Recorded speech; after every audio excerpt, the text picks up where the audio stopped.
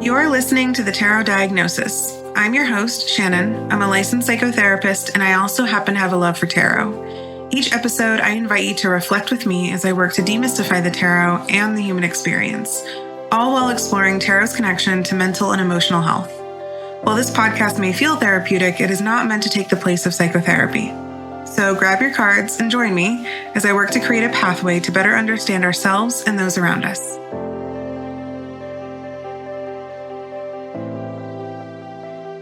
I am hanging out with one of the coolest therapists in Canada today. Candis Green is a self-proclaimed spooky bitch and psychotherapist living and working in Toronto. She runs her own therapy practice, Many Moons Therapy, where anxious, overachieving, I'm fine types can work through their existential dread.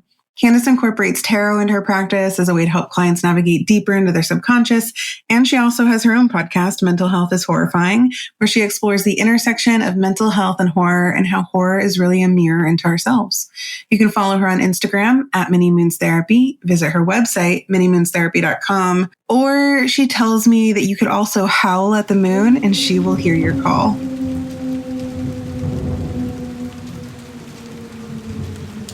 Hi, Candis. Hi, Shannon. So I was so happy when you agreed to be on the podcast because, I've been following you for years now, and I think your content is so cool. And we've actually mentioned it on the podcast several times because your approach to tarot and mental health combined, I think, is just so creative and novel. And you have this really fun, creative approach of combining both horror and tarot when it comes to mental health. And I was like, we need to talk about this. I want to do an episode on anxiety, and Candis is who I want to talk to because the way that you approach it is so fascinating. So I'm curious. Tell us a little bit about how you realized that you could combine tarot and horror with therapy and anxiety, and when did you realize that horror specifically could even be a tool to help reduce or regulate anxiety? Well, thanks, Shannon. You're making me blush over here for those kind words. So how I began sort of realizing that mental health and horror are so related is honestly probably through, my own personal anxiety journey, and the way that I sort of see the world is there's always just one big movie kind of running in my head. And I would see so many sort of like metaphors and analogies in the movies that I would watch in particular that would, connect to mental health themes.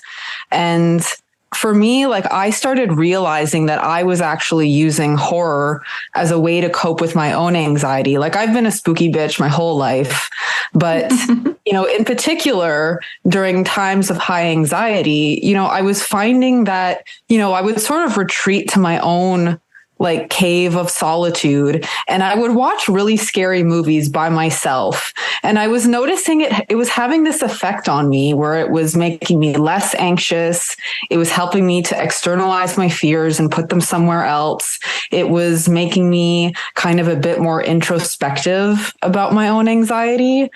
And for me, it was just a really natural progression in terms of I want to share this with people. And then when I started, really focusing my work on that and talking about that on, online or in my own podcast or, whatever it was, and work with clients, so many other people were like, oh my God, me too. I went through a really traumatic experience and I was finding myself, watching horror and finding it really empowering because suddenly I was in control of the scary thing. And there's a whole community of weirdos who love this stuff. So it's let's talk about it. Let's do this. Yeah, I love the way you're talking about it because I know that some folks will hear, wait, what? When you're anxious, you actually watch scary movies? And I used to be like that, not anymore. And so I hope that we're going to get into window of tolerance and stuff and spectrum of horror and talk about what that means and what you feel like you can tolerate and what you can't. But I know that there are plenty of people in my life who really gravitate towards that. It's so fascinating because even my dad, who has this really high stress, high anxiety job, anytime I go over to his house, he's got some wildly scary horror movie playing on the TV. And he's just like, going about his day, like sitting on the couch watching it or just like cooking dinner, just like thoroughly enjoying it. And for years, I used to give him so much shit about it and be like, what? You just like act like this is just daytime television playing in the background. And it wasn't until like the last couple of years that I was like, oh, this is actually a really great coping mechanism for him, because it's a way for him to feel like he can control, like everything you said, control the environment. It's a way for him to place his own anxieties into something and also like get a break. Because I think, when we're feeling anxious and when we're overwhelmed, we're in our head so much. And so when we are watching something where, this is going to sound shitty, someone else is experiencing something. Totally. Right? It's like, oh, okay.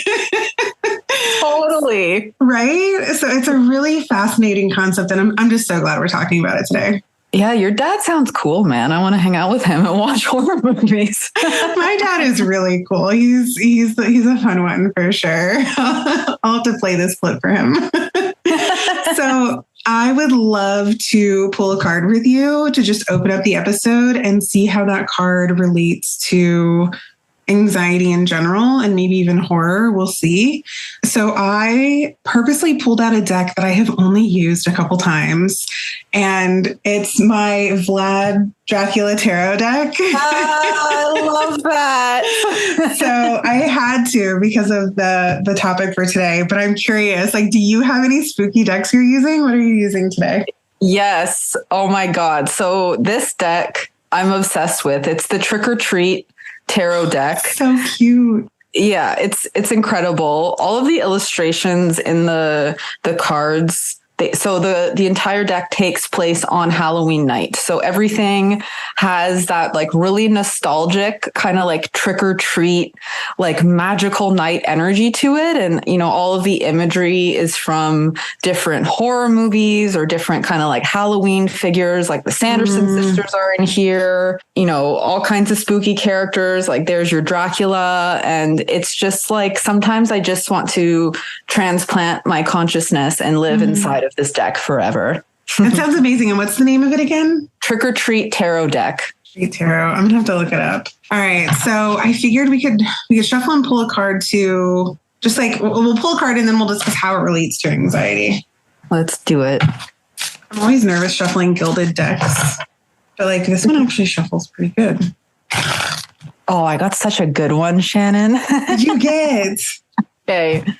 So I got the 9 of Cups. Oh, look at that. So what is this scene? Describe the scene. In this deck, the 9 of Cups is represented by a woman who's dressed up as a mermaid for Halloween. And she's like truly living her best indulgent mermaid fantasy. She's on a beautiful chaise lounge. She has cups that look like they're filled with like magic around her. The creature from the Black Lagoon is behind her. And I just absolutely love this because to me, it looks like she is so ready to just enjoy the spookiest horror movie night at home. You're right. Right? It's so interesting, like the imagery, like you said, it's from the creature from, what is the creature from that you said? The creature from the Black Lagoon. The Black Lagoon. So this gives me Ariel vibes and like zombie flounder. Yes. Yes. But she is totally like ready to just relax and watch a scary movie. That's fantastic. Totally. And like the Suit of Cups coming in here in terms of emotions, like it's exactly what we've been talking about. Like maybe she's choosing to stay in and watch horror movies on this Halloween night because it's a way for her to connect with her own emotional experience and take care of herself. I love that. Yeah. I mean, and what a cool 9 of Cups too, because I think typically when we see 9 of Cups, traditionally it's someone kind of like looking smug, but this one and like all the cups are like behind them. But I mean, she looks like, not smug, but chill and kind of like relaxed, like, okay, I'm ready. But I like that the cups are all spread around. I haven't quite figured out maybe what that means, but I like that they're not all in one place. There's something about that. It creates space. maybe that's what I'm thinking about. It creates space. And when we think about horror and anxiety, we're creating a space for us to regulate our own emotions during that, to bring the cup suit back into it as well. Yeah, I love that observation, how the cups are spread out differently in this picture as opposed to like traditionally that dude who I think sort of looks like John Travolta in the later way. That is what he looks like. I have always in my head, I'm like, this guy looks like someone. It's like John Travolta.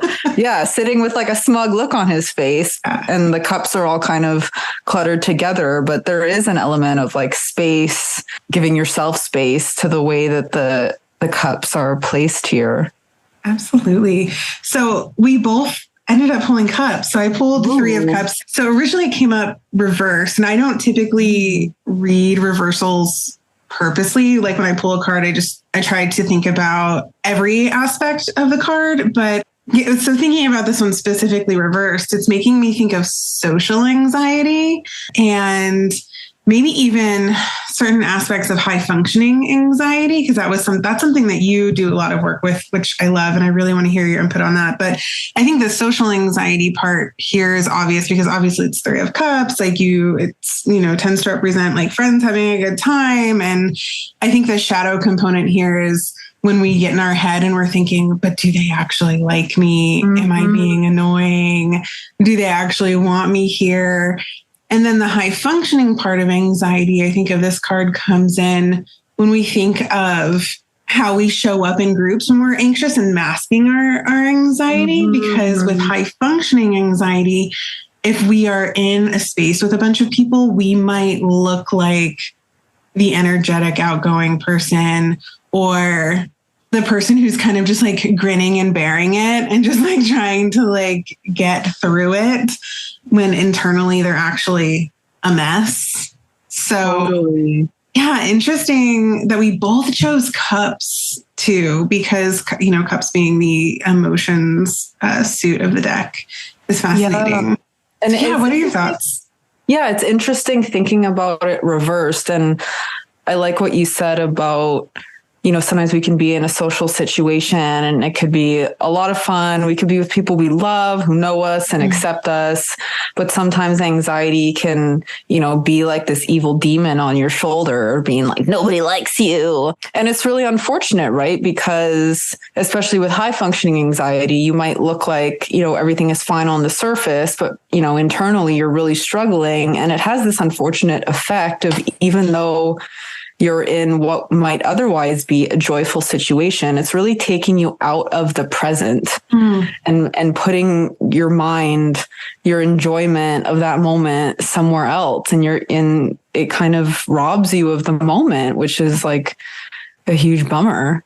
Yeah, I love that you brought up robbing you of the moment, because I think that's something that we all might be like inherently aware of when we're experiencing anxiety, that we're not actually like enjoying what's happening around us. And it's something that we often want to try to gain control of. Like, well, how do I enjoy myself, in this space with these people when I'm feeling anxious and I am in my head. And so I want to kind of take it back to the horror, for example. Like, how would we even relate horror? How would you use horror in terms of high functioning anxiety in general, or even social anxiety? I have some thoughts coming to mind, but I'm curious what your take is on that. Yeah, like in terms of like a high functioning anxiety perspective, I sort of see it, as a way to look at nervous system regulation. And I think with a lot of people who struggle with high functioning anxiety, sometimes your nervous system is, sort of operating, maybe more in that fight or flight state, and you have a lot of excess energy. And, sometimes in the like kind of self-help industrial complex, we're told about, really like prescriptive ways of regulating our nervous systems and caring for ourselves, thinking, and like, they're all fine and great, right? Like no shade, but I'm thinking about things like meditation and yoga and like sitting on a lily pad. And it's like, less if that works for you. But for a lot of people with high functioning anxiety, I think it's important to actually like honor your strategies of regulating your energy levels. And sometimes if you're at like an 11 out of 10, you need to do something to get that energy out of your system first before you can even attempt to sit quietly with yourself. So doing something like watching a horror movie, for example, like engaging in something that's kind of scary, it can, like, think of a jump scare. It releases adrenaline, you scream, you're letting it out, you're kind of putting that, external to you. And it's a really therapeutic way to sort of regulate yourself if you're finding yourself on that kind of end of the spectrum. I love the way you're talking about this. And I've been having a lot of conversations about this lately. And I feel like what we're talking about is more of what we would call a bottom-up approach to therapy instead of a top-down approach. So bottom-up would be focusing more on kind of what's really happening to you internally, focusing on more of like a somatic experience, whereas, top-down might be, okay, let's just talk about the thoughts, like going back to the social anxiety. Well, what if they don't really want me here? Or what if they think I'm annoying?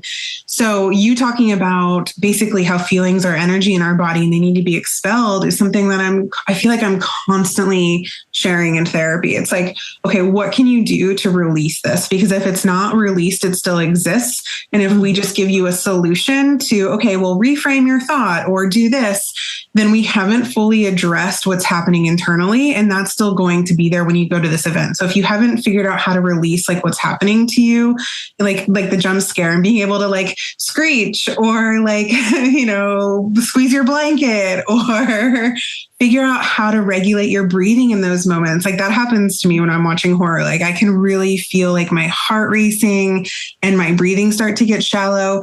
And it's these moments where I'm like, okay, I don't want to feel this way. So, but I know I'm not in danger. I'm just having a visceral reaction to this movie. So I'm going to calm my breath down while this is going on and try to regulate so I feel a little bit better. So basically what you're saying is, this is a really good way for you to practice a lot of these helpful skills. So then when you are in this moment where you are having maybe the negative thoughts that create this negative physical experience, your body kind of knows how to regulate already. Yeah, you're sort of practicing. Yeah.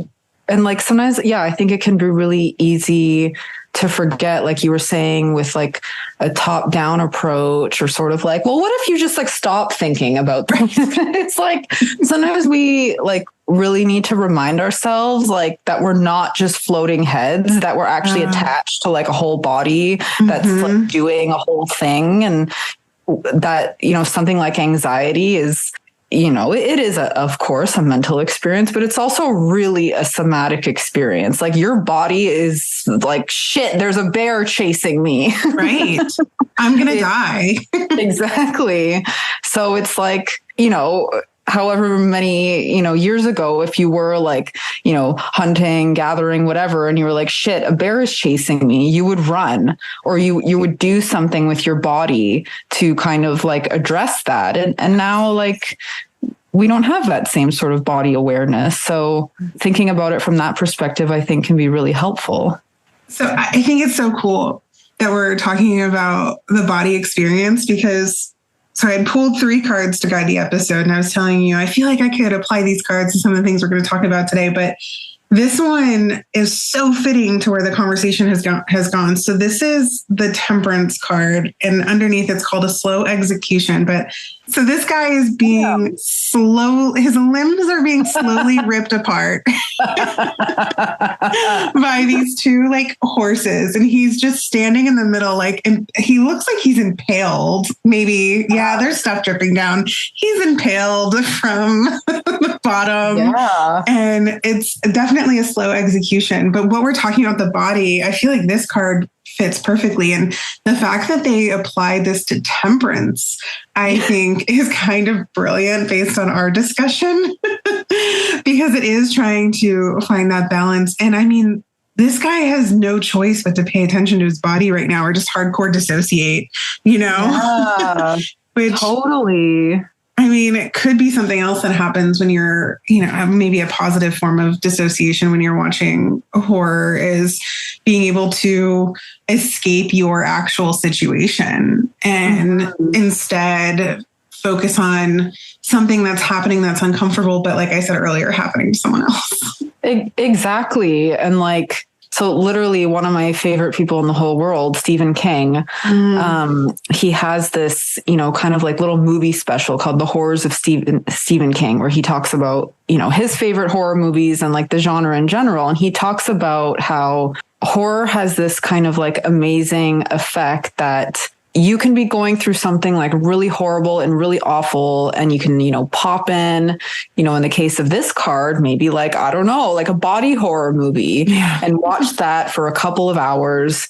And at the end, he's like, you can be like, okay, so, I'm experiencing social anxiety and, that might feel really bad, but, at least it's not as bad as being eaten by zombies. Right. And it's just like, you can just sort of externalize it for a couple of hours. And sometimes we need a good distraction, right? Right. And now that we're talking about like different types of coping, especially as it relates to horror, I'm going back to my Three of Cups real quick, because another form is co-regulation. And I'm looking at the Three of Cups now going, oh, that's perfect for co-regulation and bonding when it comes to horror. I mean, come on, think about what it was like growing up, or even now. Like if you grab all your friends and you're like, hey, we're going to have a scary movie night. You're all like bundled up with blankets. You have your popcorn, you have your emotional support drinks, and you're all sharing this moment together. Oh, totally. Like some of my like best memories from my teenage years are watching horror movies during sleepovers at an inappropriate age for those movies with my girlfriends, and like, that's what I remember. And that's what's so special. And like, now it's sort of like, if I want to have a romantic night with my husband, I'm like, hey man, you want to watch The Babadook? And we'll like snuggle up under the blanket and like get all cute. And, I can like grab onto his arm if I'm scared. And like, we're creating a moment. It's romantic. We're creating a romantic moment. Absolutely. And I think that we don't pay attention to how valuable those moments are. I think it's something that we can easily take for granted and not even focus on what it's doing for us from a regulation perspective. We're just like, oh yeah, we're going to have fun with our friends, or we're going to have a fun night with our partner. But like, it's actually teaching us how to calm our body, or how to co-regulate, or allow ourselves to be even supported by someone else during moments of high stress. Think about folks with like high functioning anxiety, for example. It's really difficult to ask for help or even share that you're having an experience. So when you're watching a horror movie, for example, or something that's scaring you, and you're watching with other people and you're allowing them to share space with you and create that moment of comfort and both huddled up next to each other, you're teaching yourself it's okay to ask for help, and it's okay to lean on someone when I am highly activated. Yeah, it's a really vulnerable thing when you think about it, like inviting somebody to share an experience with you where like, I'm going to be really scared, or maybe I'm going to cry, or maybe I'm going to scream. Right. But like, I want to do this with you because I trust you. And the other thing I was actually sort of thinking about with respect to the Three of Cups in reverse, thinking about like the shadow side of things, is like, there's so much shame even associated with just being a horror fan. Ooh. It's like, you fucking weirdos with your, bad thing over there that you like to do. And it's like, what is it like to shuck that shame off and be like, no, this is something that I like and that works for me. And, there are other people who like this too. It's sort of like a bit of like a forbidden thing, like telling people, oh, I like to use horror for my mental health. And it's like, what are you talking about? You're so right. I think bringing up shame is a really important topic, because we get throughout our life, we get all of these societal messages in terms of like what's acceptable and what's unacceptable, what's normal and what's abnormal. And I think we're really reaching this point in society, and just from like a communal perspective of let people do what feels okay to them. And like, let's also, have an open mind and be curious about things. I'm constantly promoting curiosity, because I think it's so easy for us to just, be raised a certain way or have a certain viewpoint or a certain experience and live and exist with blinders on. And we miss out on so much life and connection with other people when we are not curious. And it's okay if horror is not for you, but I don't know if you're friends with someone who does enjoy horror, maybe ask them about it. Just show curiosity about what their experience is with it, because that's going to allow you to connect with them in ways that you wouldn't have been able to connect before. Totally. And like judgment, you know, if you're judging someone for liking horror or, you know, living their life a certain way or whatever, it really just shuts down the possibility of any sort of like connection or learning. And exactly like you said, if you can maintain a curiosity and just ask someone like, hey, why do you like that movie? Or like, what does that do for you? Right? Because it's like, even for myself, I would, you know, if we're rating it like on a 1 to 5, like I would place my own sort of like horror, like scary tolerance, like only at like a 3.5 out of 5, right? Like I can't tolerate the really like extreme stuff. Like there's certain stuff that I won't watch because I'm a sensitive angel, but I'm so like curious about people who can watch that stuff and like what they get out of it. I find it so fascinating. Yeah, exactly. Like, and I think that's what's fun. And that's probably also why we're therapists, because we're like, ooh, tell me about yourself. Yeah. I want to know all the details, which actually you bringing up this scale of horror. I really want to talk about that because we had talked a couple of weeks ago and you had talked about the spectrum of horror, which really opened my eyes because back in the day, I used to love pretty intense horror films. And I noticed like as I've gotten older, my kind of window of tolerance, so to speak, has shrunk. And so what I can tolerate now is significantly less than what I could tolerate before. And you said something so validating to me a couple of weeks ago. You were like, I mean, even something like Hocus Pocus or Halloween Town is like on the spectrum of horror. And I was like, oh my God, it is. 100% it is. Horror is for everybody. So I'd love for you to talk more about what does that even mean? Like, what is the spectrum of horror? How can you figure out where you fall on that spectrum? What is that? Totally. So yeah, I truly believe that horror is for everybody. You know, it's not just this exclusive club where only the most hardcore people can belong and you know, call themselves, you know, the gatekeeper of this genre. Like, I truly believe that that's bullshit. Yeah. And that everybody can find something that serves them in this genre, you know, whether it be sort of, you know, on the spookier, cute end of things, something like Hocus Pocus or Halloween Town, you know, you might find yourself on that end of the spectrum because it's really helping you to connect with, you know, maybe it's like a sense of nostalgia or like inner child stuff in terms of, oh, I remember watching these movies as a kid. Yes, yeah. So cozy and cute and nice. And I really want to feel that again. Or, you know, maybe you're interested in something, you know, kind of a bit more middle of the road that sort of maybe challenges your tolerance for like what you're able to explore within yourself. And, you know, if we think about this in like psychotherapeutic terms, you can sort of think of, you know, window of tolerance, you know, sort of like that model, like comfort, stretch, panic. Growth happens in the stretch zone. So like you're a little bit scared, you know, you're exploring some themes that are maybe scary to you, like death or ghosts or being eaten by zombies, you know, whatever it is for you, that can be an interesting place to explore. Or, you know, if you can tolerate more and you want to watch something, you know, a bit more extreme, then, and you get something out of that, like bless, that is available to you as well. I'm so glad you brought up the comfort, stretch, panic model. And I'm immediately going, oh, that's going to be the spread for this episode. Because I create a spread for each episode. I'm like, that's probably going to be the spread. Yeah. Because in talking about how, you know, growth happens during the stretch period is important. It actually makes me think of one of the cards I pulled was the Queen of Cups. And I was thinking about the Queen of Cups in terms of kind of this window of tolerance and how it's important for us to know, okay, well, where do I fall on this spectrum of horror, for example? Because then I can figure out, okay, now I know what I can tolerate and where I feel regulated. And I'm going back to using this as a coping skill for anxiety.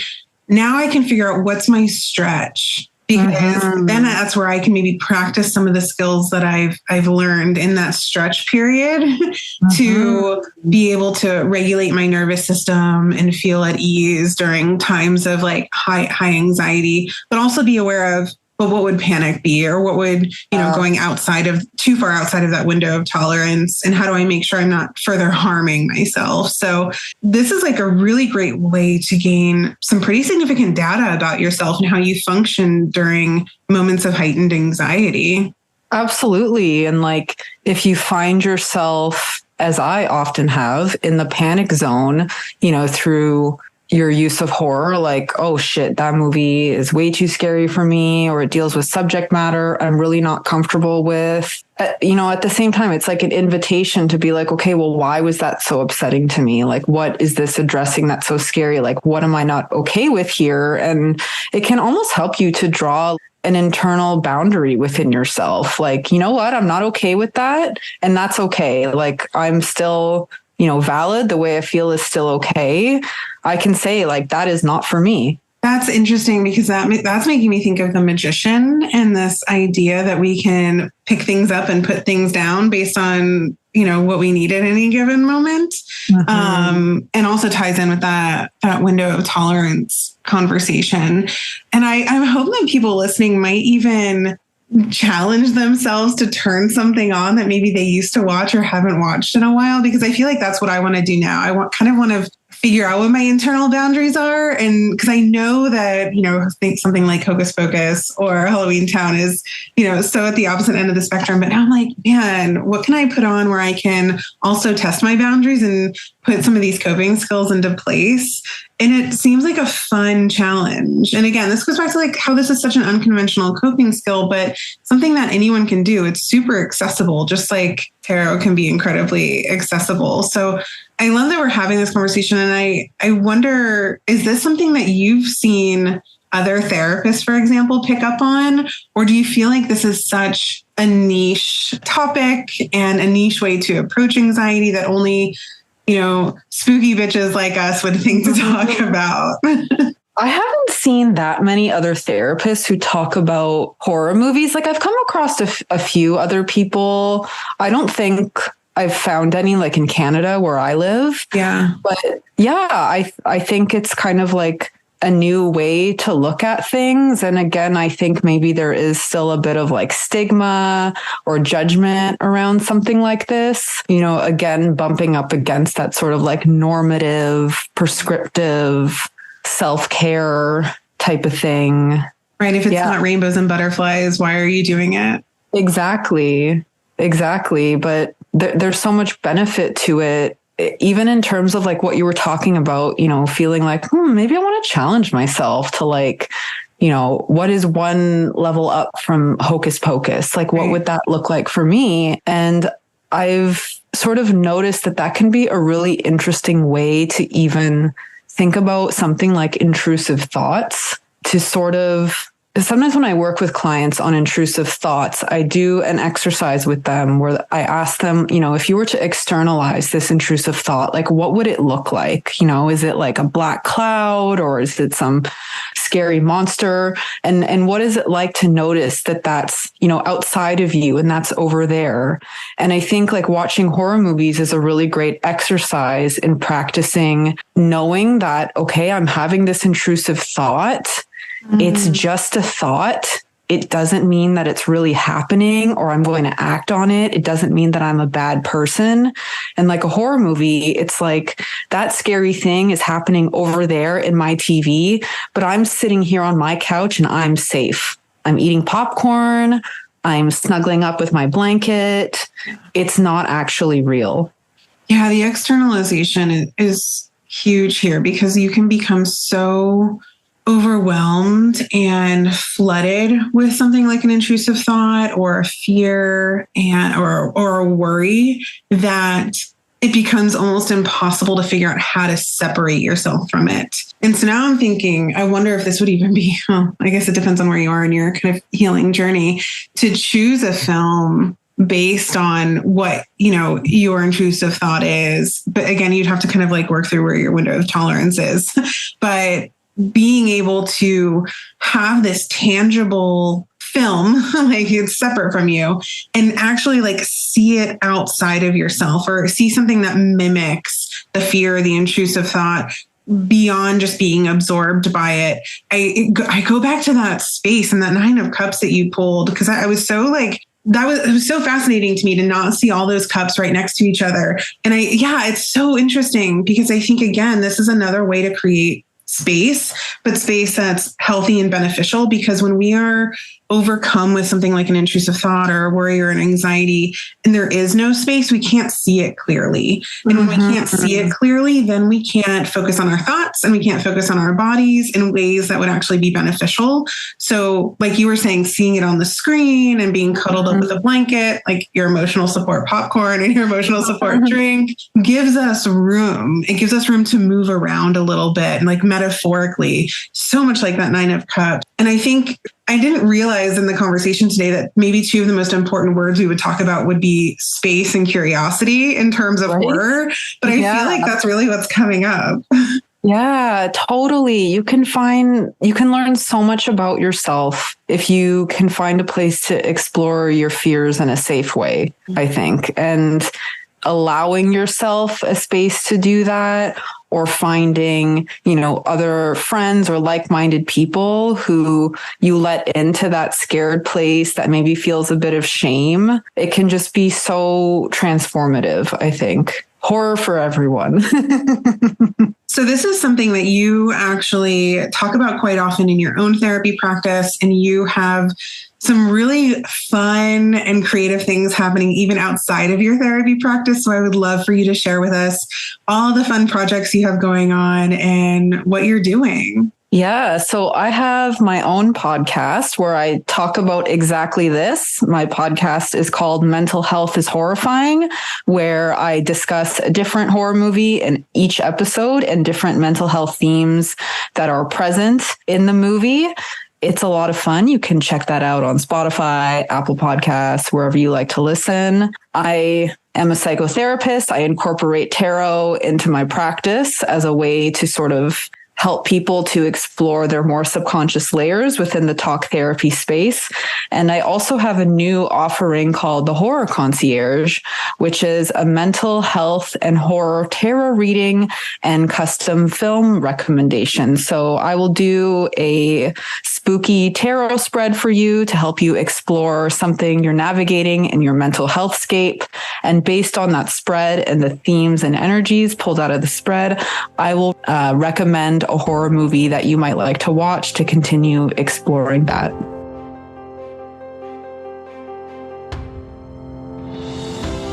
Thank you so much for listening to The Tarot Diagnosis.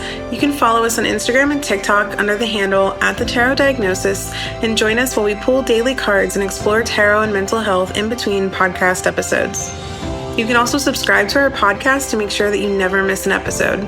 If you have a topic or question that you'd like for us to explore on the podcast, you can contact us directly on our website, www.thetarotdiagnosis.com.